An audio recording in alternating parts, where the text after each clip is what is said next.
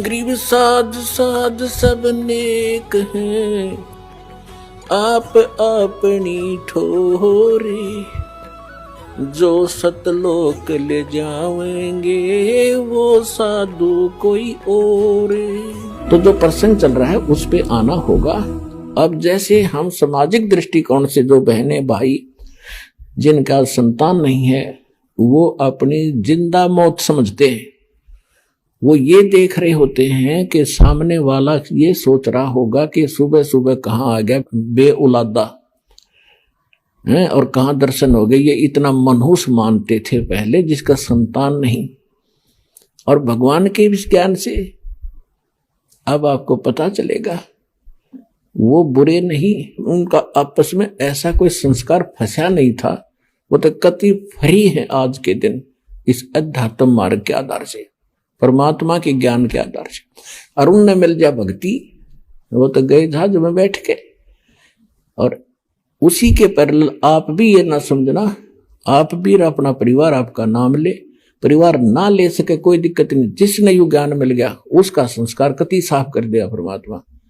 और कोशिश करो अपने संपर्क में आए, भाई है, बहन है, माता है, पिता है, पत्नी है, पति है, कोशिश करो इस मार्ग से जोड़ने की। वो भगवान के बच्चे हैं, भ्रमित हैं, अज्ञानता में कष्ट पा रहे हैं और पाते ही रहेंगे जब तक ये ज्ञान ग्रहण नहीं करेंगे।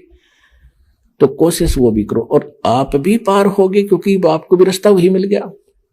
अगर उनको रास्ता नहीं मिलता और जिनके संतान नहीं है तो वो क्या तड़फ करते हैं। मनुष्य तो कुछ दिनों में संतोष कर लेता है, लेकिन बहन बेटी जिसके संतान नहीं है उसको संतोष नहीं होता, क्योंकि समाज नहीं होने देता और वो इसी कसक में मर जाती है कि मेरा संतान नहीं हुई। वो किसी बच्चे को गोद लेते हैं, कुछ दिनों के बाद ब्याह होता है, ब्याह होने के बाद पत्नी आती है तो उसमें मन मुटाव हुए बिना रहे को नहीं।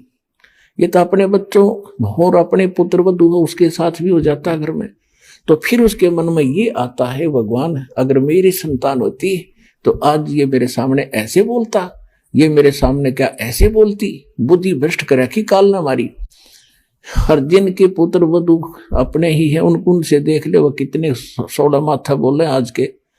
तो कहने का भाव ये है कि फिर वो बहन मरते समय भी इसी कसक में मर जाती है कि हे भगवान मेरा संतान ना हुई, हे परमात्मा मेरा संतान ना हुई, और पूजा करें हम काल की। तो फिर अगले जन्म में यू काल कैसी दुर्गति करता है कि ले तेरी इच्छा थी संतान उत्पन्न करने की, उसको कुतिया का जन्म दे दिया और इकट्ठे वो 8 पैदा कर रही है और फिर उसका जुलूस निकाल रहा है और खुश हो रहा है कर ले पैदा कितने संतान चाहे तू। फिर छुरी बना दी के ले 12 इकट्ठे पैदा कर ले, काट ले कसर सारी बहन। पुण्यात्माओं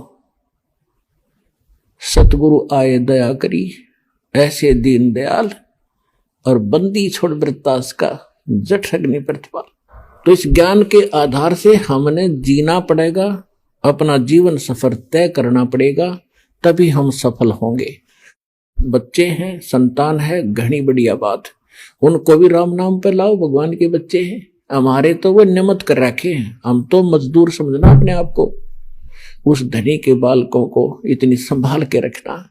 परमात्मा ने उनके निमित्त आपको जैसा भी जेब खर्च दिया है, आपकी इनकम बनाई है, वो इसलिए बनाई है कि इनको भी पालो पोसो, संभाल के रखो और इनको अच्छी शिक्षा दो, सत्संग में लाओ, इनके कर्म बनाओ, तो आपका दायित्व पूरा हो जाएगा, आपका फर्ज पूरा हो। नमस्कार बहन जी, क्या शुभ नाम है आपका?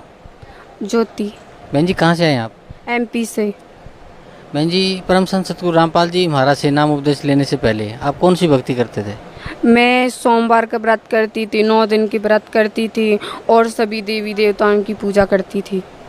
तो जो आप सभी देवताओं की पूजा करते थे या सोमवार का व्रत रखते थे, उस भक्ति से आपको क्या लाभ मिलता था? मुझे लाभ तो कुछ नहीं मिला था, लेकिन एक बार जो है ना, मैं 9 दिन का व्रत करते करते बहुत बीमार हो गई थी, बहुत ज़्यादा बीमार हो गई थी। मैं माता से यही मांगती थी कि माता मुझे मौत दे दो, लेकिन मुझे ये दर्द मत दो। तो मुझे ऐसे मुझे 7 दिन हो गए वो व्रत उपवास किए। मैं वो छोड़ नहीं सकती थी, क्योंकि मैं व्रत बहुत दिन से करती आ रही थी और मुझे ऐसा कोई भगवान नहीं मिला था, और हर किसी को भगवान की ज़रूरत होती है। तो मैंने भगवान पाना था, इसलिए मैं उन सब की पूजा करती थी। तो 8वें दिन को सोमवार पड़ गया। सब ने बोला तेरी तबीयत बहुत ख़राब है और तू व्रत करना छोड़ दे। तो मैंने व्रत करना नहीं छोड़ा। फिर 8वें दिन सोमवार पड़ गया, तो मैंने सोमवार का व्रत किया और खाना खा लिया। बहन जी, परम संत सतगुरु रामपाल जी महाराज की शरण में आप कैसे आए? गुरु जी की शरण में ऐसे आए कि मेरे ससुराल में ना सभी लोगों ने नामदान लेके रखा है।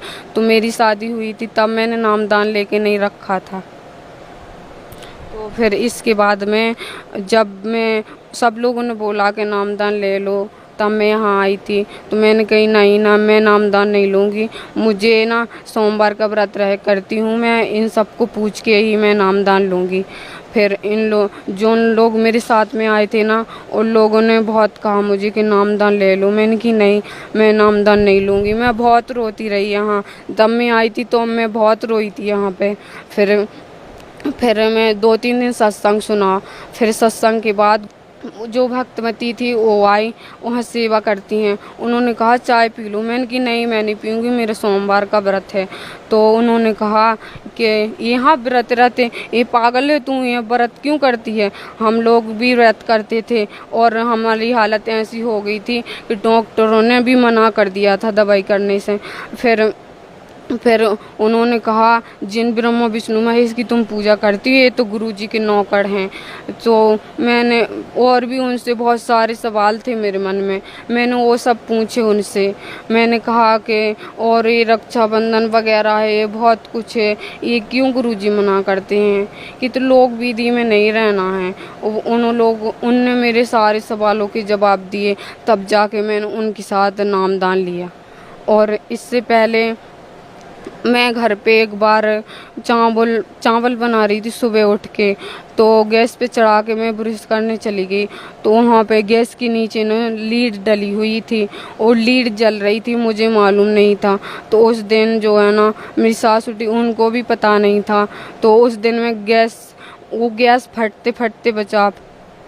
बहन जी, भक्त समाज को क्या संदेश देना चाहते हैं आप? मैं भक्ति समाज को यही संदेश देना चाहती हूँ, जो कुछ लोग हैं जो भक्ति करते हैं उनको भगवान मिलता जा रहा। जो लोग भक्ति नहीं करते हैं, भगवान को बिल्कुल ही नहीं मानते हैं कि भगवान है भी इस दुनिया में, बिल्कुल नहीं मानते हैं। मैं उनको सबको कहना चाहती हूँ कि भगवान इस दुनिया में हैं और बहुत सारे लोगों को मिल चुके हैं। और आप भी भगवान को प्राप्त करिए, गुरु जी से दीक्षा लेके अपना भी मोक्ष करवाइए। सतलोक आश्रम, जिला हिसार, हरियाणा में आइए और अपना मोक्ष करवाइए। धन्यवाद आपका, बहुत बहुत।